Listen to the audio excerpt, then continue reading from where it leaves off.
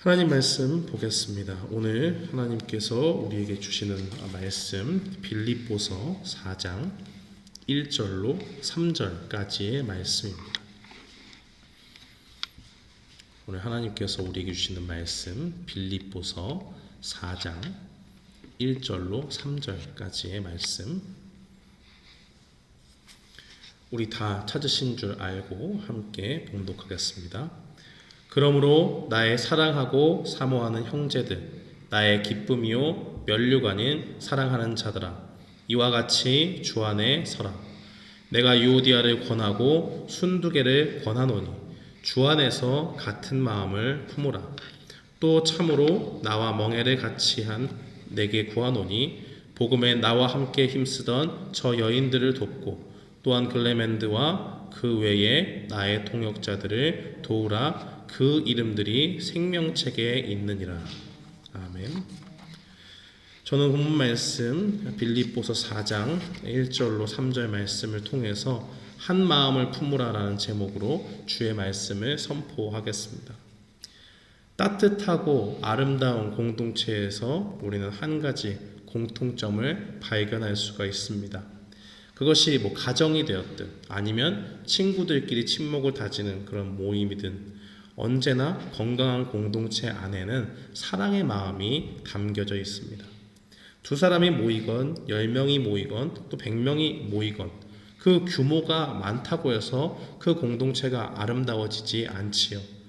공동체의 규모와 상관없이 건강한 공동체라고 하는 것은 사랑이 넘치는 공동체요, 그 속에서 얼마나 끈끈하게 서로 유대감을 가지고 묶인 그런 하나된 공동체인가에 달려 있습니다. 아무리 큰 집단이라고 해도 그 안에 사랑이 없으면 그 공동체는 금방 무너지고 맙니다. 안타까운 이야기이긴 하지만 시카고의 많은 교회들이 과거에 이런 분열의 아픔을 가지고 있습니다. 저보다도 더 오래 시카고에서 생활하신 분들이 많으니까 굳이 설명하지 않아도 되겠지만 많은 분들이 처음에는 교회를 부흥시키고자 열심을 가지고 한 교회를 섬기지만은 결국 그 교회 안에서 서로 다른 입장 차이를 확인하게 되고 그 가운데서 사람들이 나눠지게 되는 그런 아픔들이 있었지요. 서로의 힘을 가지고 파워게임을 하고 서로의 의견을 주장하는 가운데서 마음이 나뉘게 되었습니다. 그 결과 많은 교회가 또 공동체가 갈라지는 그런 마음 아픈 일들이 발생을 했습니다. 그러나 이러한 갈등은 단순히 이 시카고 지역에 국한된 이야기는 아닙니다. 바울이 살던 시대에도 이러한 갈등과 분열의 위기가 존재했다는 것을 기억해야 됩니다.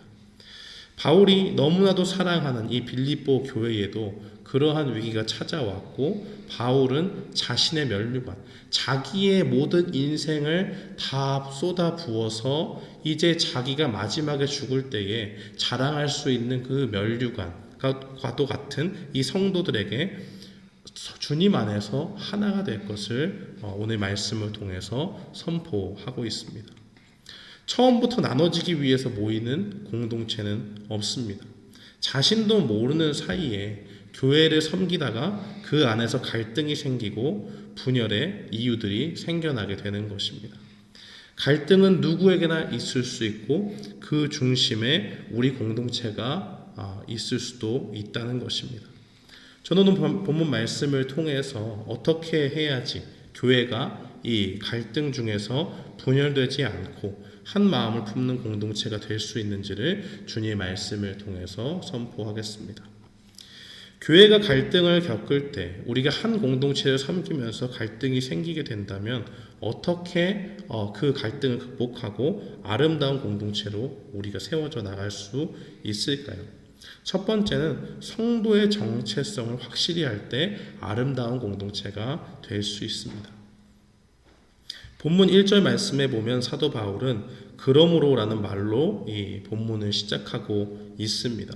그리고 나서 1절 마지막에는 이와 같이 주 안에 서라라고 그렇게 이야기를 하지요. 우리가 조금 있다가 살펴보겠지만 바울은 지금 갈등의 중심에 서 있는 구체적인 두 사람의 이름을 말하기 전에 전제를 확실히 하고 나가기를 원했습니다. 우리가 그러므로라는 표현이 성경에서 종종 등장하는 것을 우리가 압니다. 그것은 바로 앞에 있는 무언가의 내용들을 받아서 결론을 내리듯이 이야기하는 것이죠. 그래서 여기서 그러므로라는 말은 빌립보서 3장의 말씀을 염두에 두고 있다는 것을 우리가 알 수 있습니다. 빌립보서 3장 마지막에 사도 바울이 무엇을 이야기했을까요? 사도 바울은 빌립보서 3장 20절 말씀에 보면 우리의 시민권은 하늘에 있다라고 그렇게 이야기를 합니다. 그러니까 성도라는 정체성, 성도라는 사람들이 어떤 사람들이냐라고 이야기할 때 이 땅에서 세상적인 가치에 소망을 두는 사람이 아니다라고 그렇게 못 박아서 이야기를 합니다. 이 땅에서는 사람들이 자기의 가치 두는 것을 쫓고 혹 교회 안에서 그것을 가지고 들어와서 그것을 마치 큰 문제처럼 여기고 다루는 사람들이 있습니다. 그런 사람들이 교회에 모이게 된다면 교회 공동체가 건강해지지 않겠지요. 공동체라는 것은 기본적으로 사람이 모이는 곳입니다. 그런데 사람이 어디 다 똑같겠습니까? 다 다르지요. 어떤 사람은 이렇게 보면 굉장히 개성이 강한 분도 있고 조금 무던하게 여러 사람과 또 잘 어울리시는 분들도 있습니다. 하나님께서 얼마나 오묘하게 사람을 만드셨는지 그 개개인을 가만히 들여다보면 참으로 신기하고 놀라울 때가 많다는 것입니다. 좋아하는 음식도 다르고 각자가 좋아하는 관심사도 다르고 하다못해 우리가 보기에 똑같이 보이는 쌍둥이들도 이렇게 물어보면 어떤 분들은 정말 외형과 비슷하게 같은 성향을 갖추신 분들도 있고 놀랍도록 서로 원하는 바가 완전히 다른 사람들도 있다는 것입니다. 제가 보기에는 군대도 참 많은 사람들이 모여서 다양한 사람들이 이렇게 이뤄가는 집단이기도 하지만 교회도 그 못지않게 다양한 사람들이 모이는 것 같습니다.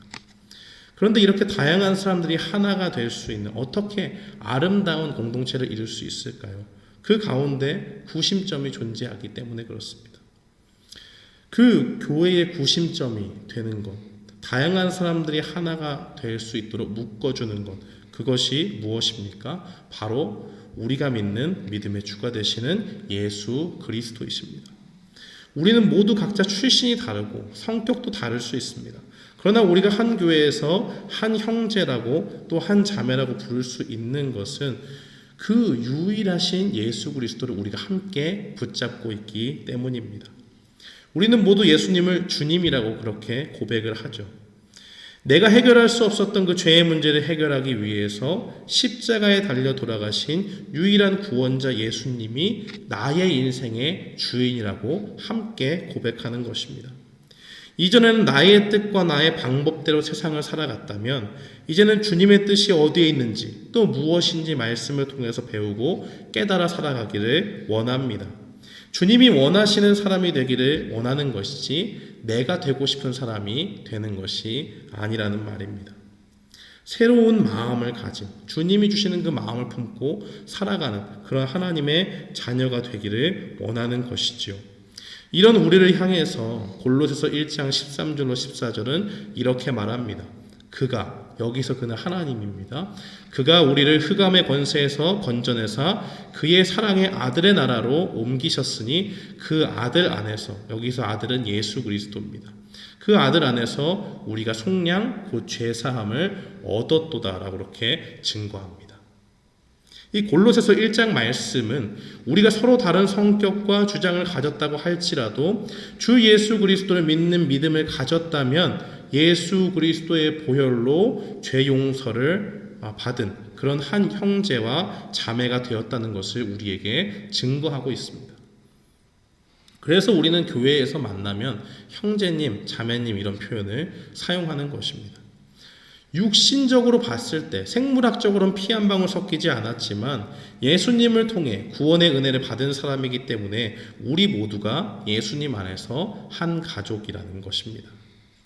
예수님 때문에 예수님 안에서 새롭게 된 사람들이 바로 이 땅을 살아가는 성도요 교회에 모인 사람들입니다. 그런데 우리는 너무나도 자주 이런 우리의 정체성을 잃어버립니다. 언제 그렇게 될까요? 서로가 좋을 때는 상관이 없습니다. 서로가 서로에게 잘해주고 뭔가 갈등의 문제들이 없으면 상관이 없지만 뭔가 부딪히고 갈등의 불씨가 있을 때 그런 것을 금방 잊어버립니다. 예수님을 믿으면서 이 세상 사람들과 같이 살지 않겠다고 분명히 다짐을 했습니다. 교회 안에서 서열을 나누지 않고 헬라인이든 유대인이든 상관없이 주님이 다 사랑하는 사람이니까 우리도 그렇게 살겠다고 그렇게 다짐을 했지요. 세상 사람들이 하는 것처럼 다른 사람들보다 인정받기 위해서 다른 사람들을 밟고 올라간다든지 그 사람을 헐뜯고 남을 깎아내리는 이런 세상적인 모습을 다 버리겠다고 고백하는 사람들이 성도입니다. 그런데 여전히 이러한 모습을 가지고 교회 안에서 생활하는 사람이 있다면 어떻게 되겠습니까? 내가 교회 일을 열심히 하는데 인정받지 못하면 서운해요. 여러 사람이 같은 일을 했는데 저 사람만 높이는 것 같고 나는 뭔가 소외되는 것 같으면 그것이 그렇게 서운할 수가 없습니다. 내가 저 사람보다 더 열심히 했는데 왜 사람들은 저 사람 이야기만 하고 나한테는 주목하지 않는가? 그런 마음이 들어요. 그러다 보면 이게 거기서 끝나는 것이 아닙니다. 다음에는 내가 저 사람을 어떻게든 이겨서 내가 조금 더 주목받고 인정받아야겠다라는 욕심이 내 가운데 생기게 되죠. 저 사람은 내가 어떻게든 이겨야겠다라는 그 경쟁심이 마음에 생기게 되기 때문에 수단과 방법을 가리지 않고 더 인정받기 위해서 잘못된 동기와 방법으로 일하게 됩니다. 그렇게 되다 보면 겉으로 보기에는 교회에 나와서 예배도 열심히 참석하고 주님의 일을 열심히 섬기는 것 같아 보이지만 정작 주님을 사랑하는 마음으로 교회를 섬기지 않고 있는 자신을 발견하게 된다는 것입니다. 어느새 내 내면 깊숙이를 가만히 살펴보면 자기의 욕심을 위해서 나의 그 욕심을 위해서 교회 일을 열심히 하게 되는 그러한 잘못된 모습을 발견하게 됩니다. 다른 사람들은 눈치채지 못할 수 있습니다. 그러나 내가 드러나고 인정받기 위해서 헌신하고 나의 영광과 욕심을 위해서 일하게 되는 것을 우리는 보게 됩니다. 바울은 이러한 모습이 교회에 맞지 않기 때문에 하늘의 시민권을 가진 시민의 모습을 가지고 우리가 그러한 결과로서 우리의 본분, 정체성을 분명히 알고 이 땅을 살아가라고 이야기하는 것입니다. 교회 안에서의 갈등은 이러한 모습이 전부 다는 아닙니다. 주님을 사랑하는 마음으로 교회에서 뭐라도 도움이 될까 싶어서 헌신을 했는데 어떤 사람과 같이 일하는 방식이 마음에 들지 않습니다. 처음에는 이렇게 한두 번 이야기하면서 뭔가 좀 내가 추구하는 방식대로 일하면 효율적이고 좋을 것 같다라고 권했는데 전혀 이야기를 듣지 않아요. 그러면 저 사람이 날 무시하나? 이런 생각이 듭니다. 왜 내 얘기에 귀 기울이지 않지? 내가 뭔가 조금 낮춰볼 만한 그러한 일들을 했나? 이런 생각이 듭니다. 그러다가 서로 주고받는 말 속에서 오해의 소지가 있게 되고 저 사람은 말을 저렇게 하지? 라는 생각도 가지게 됩니다. 또 요즘은 못하고 있지만 우리가 주일에 한 번 모여서 예배 후에 함께 식사를 나누면서 친교의 교제를 나누지 않습니까? 그러한 일들을 준비하는 과정 가운데서도 갈등의 여지가 있지요. 주방에서 음식을 준비하면서 서로의 의견이 달라서 다음 주에는 뭘 먹을 것인가, 이번 주에 반찬이 뭐가 나왔는데 뭐가 간이 맞지 않는다, 아주 사소한 것에서부터 시작해서 갈등이 발생을 하고 마음이 상하는 일들이 그 주변의 숱하게 일어난다는 말입니다. 이렇게 교회는 사람들이 모인 곳이기 때문에 여러 가지 갈등의 상황이 발생할 그런 위험 요소가 많이 있습니다. 이러한 갈등의 순간들을 이용해서 사탄은 성도들을 분열하게 만듭니다. 그 별말이 아닌데 그거 자꾸 마음에 들게 하고 그것을 쑤셔서 저 사람이 너를 낮춰보고 있는 거야. 네 말 무시하는 거 보면 모르겠냐. 그 마음에 자꾸 분열을 조장하는 마음을 우리에게 준다는 것입니다. 자신의 마음을 상하게 한 그 순간을 자꾸 떠올리게 만들고 결국에는 그 대상을 미워하게 됨으로써 도저히 난 저 사람이랑 한 교회를 다닐 수가 없다라는 결론에까지 이르게 만드는 것입니다. 만약에 우리가 이런 갈등과 미움의 당사자라면 우리는 어떻게 해야 되겠습니까? 1절 마지막에 바울은 우리에게 주님 안에 굳게 서라라고 그렇게 이야기합니다. 바울은 우리 스스로 마음을 다지라고 이야기하지 않습니다. 네 마음을 붙잡어 너 스스로 결단을 하고 단순하게 내가 저 사람을 용납해야지, 내가 더 나은 사람이니까 내가 참아야지, 이렇게 자꾸 자신을 쇠뇌하도록 말하지 않습니다. 그렇다면 이 갈등을 어떻게 해결하라고 합니까? 어떻게 우리가 어떻게 주님 안에 있게 되었는지를 묵상하면서 갈등을 해결할 수 있는 힘과 능력을 주님으로부터 공급받으라고 말합니다. 내가 어떻게 주님 안에 있게 되었습니까?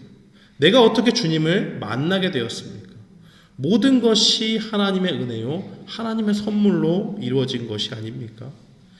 나는 여전히 죄를 짓고 죄를 사랑하는 마음의 그 상태로 있었습니다. 그런데 어느 날 주님이 날 사랑하셔서 내 마음 가운데 찾아오셨습니다.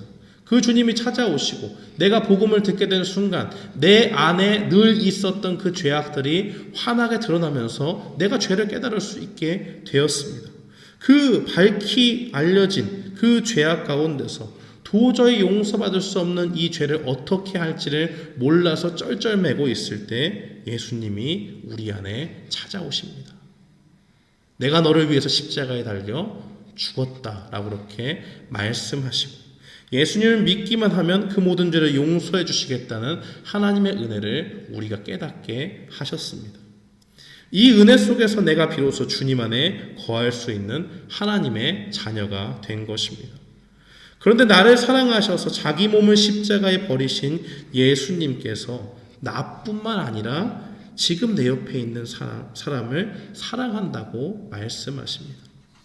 나를 구원하신 예수님께서 나와 갈등을 겪고 있는 그 사람도 나와 같이 귀하게 여기시고 그 사람을 위해서 십자가에 달렸다라고 우리에게 이야기하십니다. 그러니까 내가 그 사람을 멸시하게 되면 하나님이 존귀하게 여기는 사람을 멸시하게 되는 겁니다. 내가 그 사람을 사랑하지 아니하면 하나님이 사랑하신 그 형제요 자매된 주님의 가족을 미워하게 된다는 것입니다. 갈등에 휩싸여서 형제를 미워하는 것이 얼마나 큰 죄입니까? 요한일서 4장 20절은 무서운 말씀을 우리에게 증거합니다. 하나님을 사랑한다고 하면서 눈에 보이는 형제를 사랑하지 않는 사람은 눈에 보이지 않는 하나님을 사랑할 수 없다라고까지 그렇게 말합니다. 사랑하는 성도 여러분, 우리가 갈등을 극복할 수 있는 힘은 우리가 어떻게 주님 안에 거하게 되었는지를 마음에 새길 때 얻어지게 됩니다. 우리 주님께서 우리를 위해 피 흘리신 이유는 우리의 죄를 용서하신 하나님의 사랑이 얼마나 큰지를 우리에게 보여주시기 위함입니다. 하나님께서는 그 용서의 은혜 속에서 우리 모두가 어떠한 갈등도 덮을 수 있는 주님의 그 크신 사랑을 닮아가기를 원하는 것입니다. 우리는 주님을 믿는 믿음 안에서 함께 주님 앞에 용서를 받은 동지요 한 은혜로 하나님의 자녀가 된 사람들입니다. 그리고 이 사람들은 하늘의 시민권을 가지고 이 세상의 것에 집착하지 않고 오직 주님이 다시 오실 그날을 소망하며 살아가는 사람들입니다. 그러므로 우리를 힘들게 하는 형제와 자매들과 우리와 갈등이 있을 때 우리는 우리를 용납하시고 용서하신 주님의 사랑을 받은 자다라는 것을 떠올리며 이 갈등의 순간을 헤쳐 나가야 될 줄 믿습니다. 주님의 사랑을 닮아서 우리의 형제와 자매를 용서하는 사랑의 사람들이 되기를 주님의 이름으로 축원합니다. 또 교회가 갈등을 겪을 때 어떻게 하면 우리가 아름다운 공동체로 세워져 나갈 수가 있을까요? 두 번째는 우리가 함께 주님의 마음을 품어야 합니다.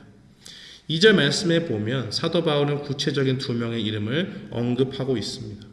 그 이름은 유오디아와 순두계라는 사람입니다.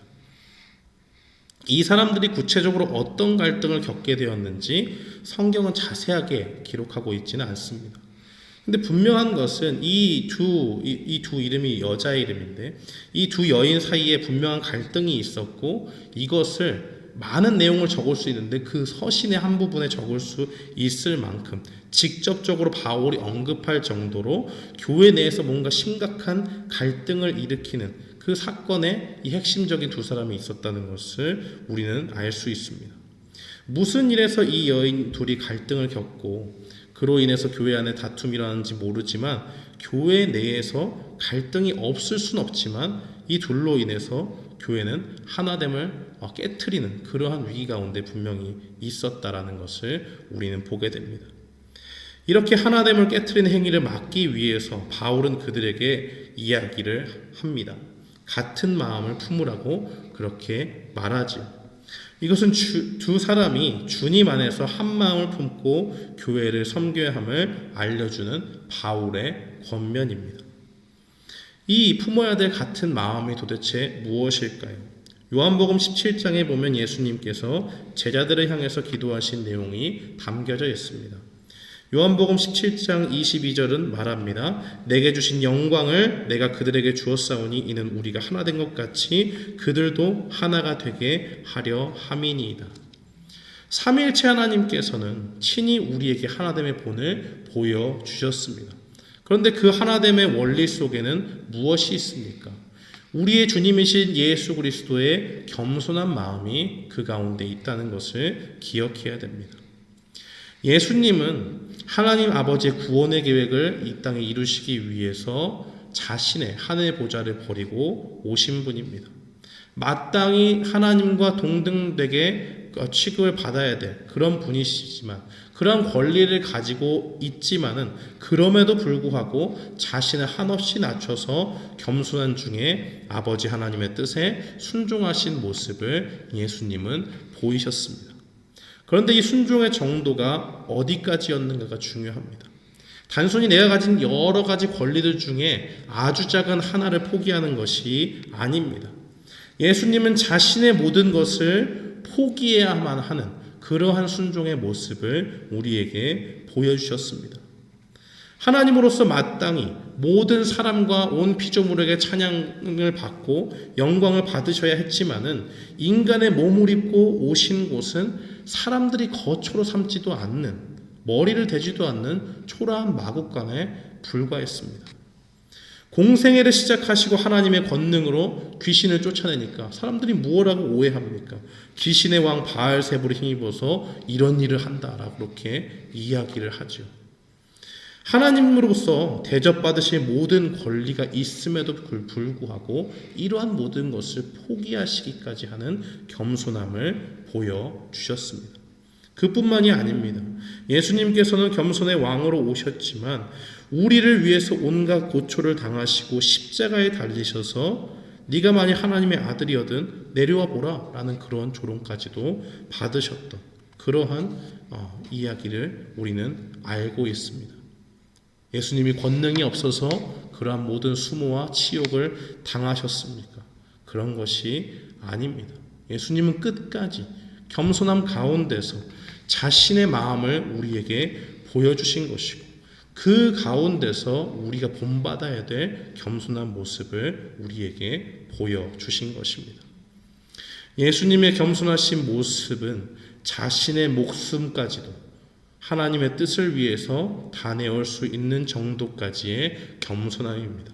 사랑하는 성도 여러분, 우리가 교회를 섬겨 나갈 때 우리의 동역자들과 함께 주님의 교회를 함께 일궈 나갈 때 바로 이와 같은 겸손하신 예수님의 마음을 우리가 닮아야 됩니다. 빌립보서 2장 2절로 3절 말씀에서 바울은 증거합니다.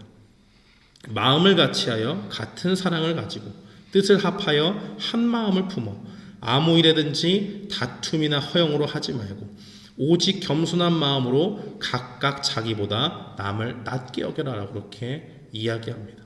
낮춰보라는 게 아니고 나보다 더 나은 사람으로 여겨라라고 그렇게 말하는 것이죠. 얼마나 다양한 신분의 사람들이 있겠습니까? 교회 안에는 성숙한 사람도 있고 미성숙한 사람들이 있어요. 그럼 보통 성숙한 사람들과 미성숙한 사람들이 만나서 다툼이 일어나면 미성숙한 사람이 고함을 팍 지르고 자기 주장을 막 관철하려고 이야기하죠. 성숙한 사람들도 자기의 인격적인 수양이 덜 되면 그렇게 할 수 있습니다. 서로가 이렇게 충돌할 때 어떻게 하라고 얘기합니까? 다툼을 그치고 너희가 무슨 일을 하든지 다툼이나 허용으로 하지 말고, 이런 세상 사람들이 뭐 이 사람을 이겼다, 내가 저 사람보다 세다, 이런 거 얘기하지 말고 겸손한 마음으로 저 사람이 나보다 더 나은 생각을 가지고 이런 이야기를 하는구나라고 그렇게 대접하라고 말하는 것입니다. 우리가 이런 겸손한 모습을 가질 때만 서로가 다른 사람 위에 군림하고자 하는 세상적인 모습에서 멀어질 수 있습니다. 이런 겸손의 모습은 우리 주님이 친히 보여주신 것이요, 우리 모두는 이 주님이 본으로 보여주신 겸손한 마음을 품고 이 땅을 살아가야 될 줄 믿습니다. 또한 예수님은 한결같이 자신이 이 땅을 걸어오신 그 삶의 중심을 말씀하셨습니다. 요한복음 4장 말씀에 보면 예수님은 먹을 것을 제 아들이 예수님에게 주니까 예수님이 이야기하십니다. 내가 먹을 양식은 너희와 같지 않다. 요한복음 4장 34절 말씀에 보면 예수께서 이르시되 나의 양식은 나를 보내신 이의 뜻을 행하며 그의 일을 온전히 이루는 이것이니라 그렇게 증거합니다. 예수님은 그의 인생 전체를 어떻게 사용하셨습니까? 온전히 하나님의 구원의 계획을 이루는데 집중하셨다라는 것을 우리는 보게 됩니다. 사람들은 너무나 자주 다른 사람들이 자신을 어떻게 평가하는지에 관심이 쏠려 있습니다. 그래서 자신을 어떻게든 나은 사람으로 보일지 관심을 갖고 온갖 좋은 것으로 치장하기에 바쁩니다. 그러나 예수님의 모습을 보십시오. 예수님은 사람의 칭송을 받는데 별 관심이 없었습니다. 다른 사람들이 나를 어떻게 생각하는 그 관심에 집중하지 않고 이 세상에서 높아지고 영광을 받는데 관심 두지 않으셨고, 아무도 알아주지 않을지라도 하나님께서 주신 일들에 헌신하는 삶을 사셨다는 것을 우리에게 보여주십니다. 이러한 본을 보여주신 예수님의 모습을 떠올리면서 바울은 갈등을 겪고 있는 빌립보 교인들에게 말하는 것입니다. 주님이 품으신 겸손한 마음을 같이 품고 동역자들과 협력해서 오직 하나님의 뜻에 집중하며 사셨던 예수님의 모습을 닮아가라 라고 그렇게 이야기하는 것입니다.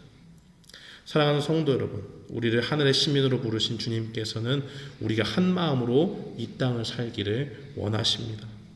우리가 섬기는 교회 안에서 갈등은 언제든지 생길 수 있습니다. 그러나 그 갈등이 생겼을 때 우리의 정체성이 하늘에 있다는 것, 우리가 하늘의 시민권을 가지고 이 땅을 산다는 것을 기억하고 겸손하신 주님을 닮아 이 땅을 살아간다면 우리에게 주어진 어떠한 갈등도 우리의 공동체를 흔들지 못할 줄 믿습니다. 이러한 믿음을 가지고 오늘 말씀을 기억하면서 우리의 공동체를 건강하게 한 마음을 가지고 함께 세워나가는 귀한 믿음의 사람들이 되기를 주님의 이름으로 축원합니다. 아멘.